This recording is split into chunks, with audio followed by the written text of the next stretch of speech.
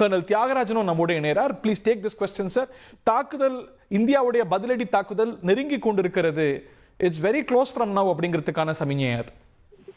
நிச்சயமாக இது நிச்சயமாக தாக்க போகின்றோம் அப்படிங்கிறதுக்கான ஒரு செய்தியாக பாகிஸ்தானுக்கு கொடுக்கக்கூடிய ஒரு செய்தியாக இதை பார்க்கலாம். அதையும் தாண்டி பார்க்கும் பொழுது இந்த மாக் ட்ரில் முதன்முறையாக நான் என்னுடைய சர்வீஸ்ல நான் பார்த்திருக்கேன். த்ரூ அவுட் இந்தியால எல்லா மாநிலங்களும் அதை நம்ம கொடுக்கறோம் அப்படின்னு சொல்லிட்டு ஃபார் சிவிலியன்ஸ் ஸ்டூடெண்ட்ஸ்களுக்கு அது மாதிரி மெடிக்கல் எமர்ஜென்சி எப்படி ஹேண்டில் பண்றது, ஃபயர் சர்வீஸ் எப்படி ஹேண்டில் பண்றது, ஏர் அட்டாக் வார்னிங் எப்படி ஏர் ரைடு வார்னிங் எப்படி கொடுக்கறது, அது எப்படி புரிஞ்சுக்கிறது, அதோட எஸ்ஓபிஸ், அதோட ட்ரைனிங், அதோட பிரீஃபிங் டிப்ரீஃபிங், இந்த முழுமையாக அதாவது இந்தியாவை போருக்கு மக்களையும் சேர்த்து போருக்கு தயாராகக்கூடிய ஒரு சைனாக தான் இதை நான் பாக்குறேன்.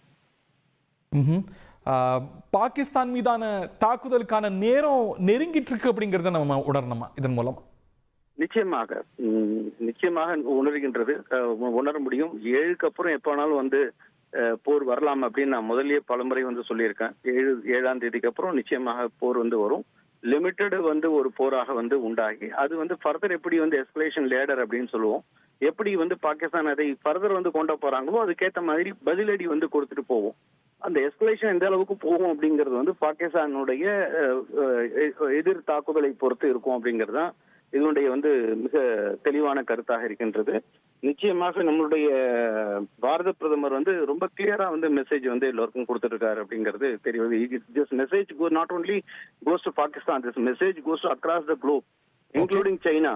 சைனா நாங்கள் இன்டர்வென் பண்ணுவோம், நாங்க தலையிடுவோம், நாங்க ரொம்ப க்ளோஸா மானிட்டர் பண்ணிட்டு இருக்கோம் அப்படின்னு சொல்றவங்களுக்கும் கொடுத்திருக்கக்கூடிய ஒரு ஸ்ட்ராங்கான மெசேஜ் அதான் இதை பார்க்க முடிகின்றது. Very interesting. செய்திகளை உடனுக்குடன் தெரிந்து கொள்ள உடனே சப்ஸ்கிரைப் பண்ணுங்க.